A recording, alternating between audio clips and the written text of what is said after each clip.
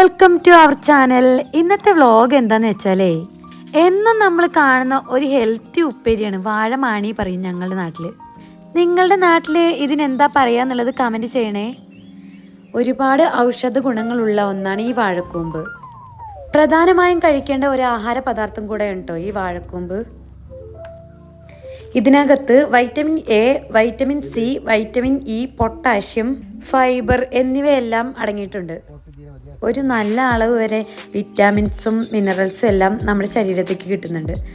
വാഴക്കൂമ്പ് ചെറുതാക്കി അരിഞ്ഞിട്ട് അതിനകത്ത് മഞ്ഞപ്പൊടി ഇട്ട് ഒരു 3-4 തവണ കഴുകുക. അതിൻ്റെ കര കളയാനാണ് ഇങ്ങനെ ചെയ്യുന്നത്. എന്നിട്ട് വെള്ളം വാരാൻ വെക്കുക.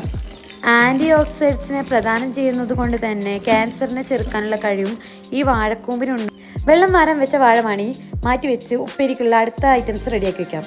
അതിന് വേണ്ടിയിട്ട് ഞങ്ങളുടെ അടുത്തുള്ള കുഞ്ഞു തേങ്ങയാണ്, അതുകൊണ്ട് ഞങ്ങൾ ഒരു തേങ്ങ എടുക്കുന്നുണ്ട്. അത് ചിരണ്ടി മാറ്റി വയ്ക്കാം. പിന്നെ അരിമുളക്, സവോള, കറിവേപ്പില എന്നിവ എടുത്ത് വയ്ക്കുക. സവോള നന്നായി ചെറുതാക്കി അരിയാൻ നോക്കുക.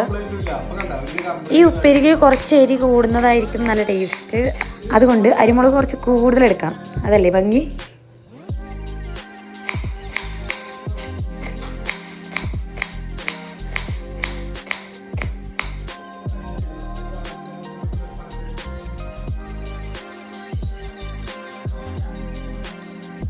ഇനി നമുക്ക് പ്രിപ്പയർ ചെയ്യാൻ തുടങ്ങിയാലോ. ചട്ടി അടുപ്പത്ത് വയ്ക്കുക. ചട്ടി നന്നായിട്ട് ചൂടാവണ വരെ വെയിറ്റ് ചെയ്യുക. എന്നിട്ട് വെളിച്ചെണ്ണ ഒഴിക്കാം. വെളിച്ചെണ്ണ തന്നെ ഒഴിക്കാവും ടേസ്റ്റ് കൂടുതൽ. കാരണം ഇതൊരു നാടൻ ഭക്ഷണമാണല്ലോ, അതുകൊണ്ട് തന്നെ വെളിച്ചെണ്ണ, അരിമുളക് എല്ലാം ഇടുമ്പോഴാണ് അതിൻ്റെ ഒരു സ്വാദ് കൂടുന്നത്. ലേശം കൗതുകം കൂടുതലാണ് ചേട്ടാ, അതുകൊണ്ട് തന്നെ എണ്ണ ചൂടാവും മുന്നേ കടുക് ഇടും ഞാൻ. കടുക് പൊട്ടുന്നുണ്ട്. കടുക് പൊട്ടിക്കഴിഞ്ഞതിന് ശേഷം നമുക്കതിലോട്ട് അരിമുളക്, കറിവേപ്പില എന്നിവ ഇട്ടിട്ട് ഇളക്കിയതിന് ശേഷം സവോള ഇടാം.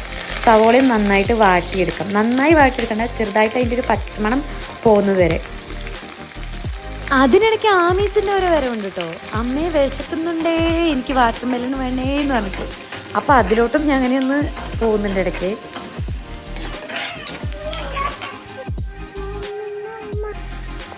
എവിടെ സ്പൂണൊക്കെ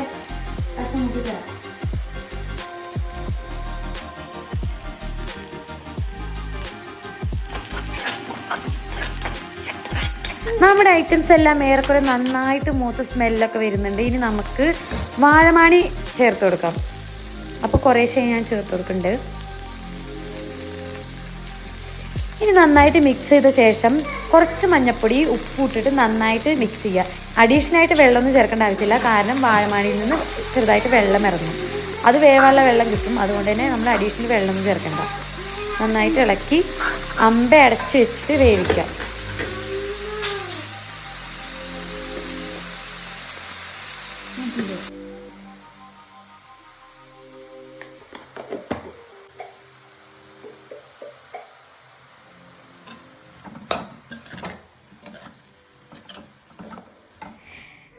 ഏട്ടനവിടെ തേങ്ങ പൊടിച്ചപ്പോഴേക്കും ഓടിച്ചെന്നൊരു ഗ്ലാസ് എടുത്ത് അതിൻ്റെ താഴെ വെച്ചിട്ട് വെള്ളത്തിന്.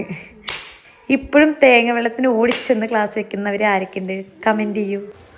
വാഴമാണി നന്നായി വെന്ത് വന്നിട്ടുണ്ട്. ഇനി നമുക്ക് തേങ്ങ ചേർത്ത് കൊടുക്കാം. തേങ്ങ ചേർത്ത് കൊടുത്ത് നന്നായി ഇളക്കാം. നമ്മുടെ ശരീരത്തിൽ പ്രമേഹത്തിൻ്റെ സാധ്യത കുറയ്ക്കാൻ ഈ വാഴമാണി ഒരു പ്രധാന കഴിവ് തന്നെ വഹിക്കുന്നുണ്ട്.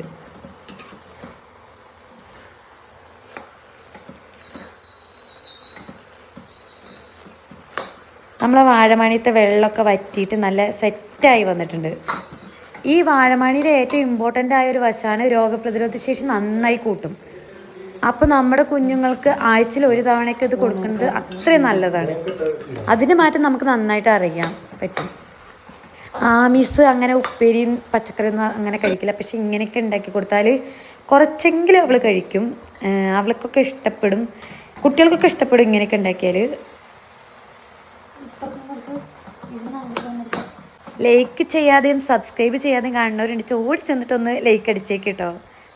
നിങ്ങൾക്ക് വീഡിയോ ഇഷ്ടമായി എന്ന് കരുതുന്നു. Thanks for watching.